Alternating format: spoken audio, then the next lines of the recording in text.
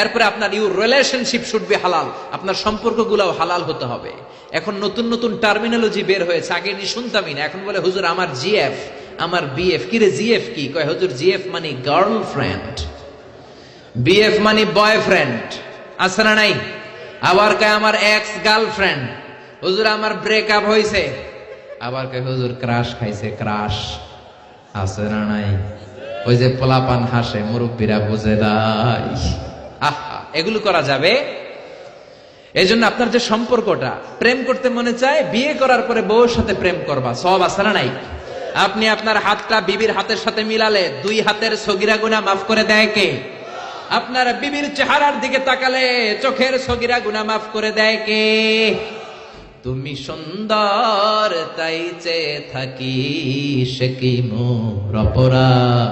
বিবির দিকে, স্ত্রীর দিকে তাকাইয়া সুন্দরী বলে অপরাধ নাই, কিন্তু শালীরে সুন্দর বললে অপরাধ আছে না নাই?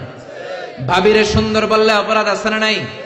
চাচাতো বোন, কাজিনদের দিকে তাকাইয়া সুন্দর বললে অপরাধ আছে না নাই? এজন্য ইউর রিলেশনশিপ শুড বি হালাল। ছেলে মেয়েদেরকে আগে বিয়ে করায় দেন। মালয়েশিয়াতে আমরা একটা ক্যাম্পেইন করি, টাইমলি ম্যারেজ ক্যাম্পেইন। আমি দেখেছি অনেকে এটার সাথে জড়িত। এই টাইমলি ম্যারেজকে আমি সাপোর্ট করি। সময় মতো ছেলে মেয়েদেরকে বিয়ে করায় দিবেন। আপনি ছেলে মেয়েদেরকে সময় মতো বিয়ে না করানোর কারণে এই মেয়ের দ্বারা, ছেলের দ্বারা যত গুনাহ হবে তার পার্সেন্টেজ গুনাহ আপনার আমলনামাতে আছে না নাই?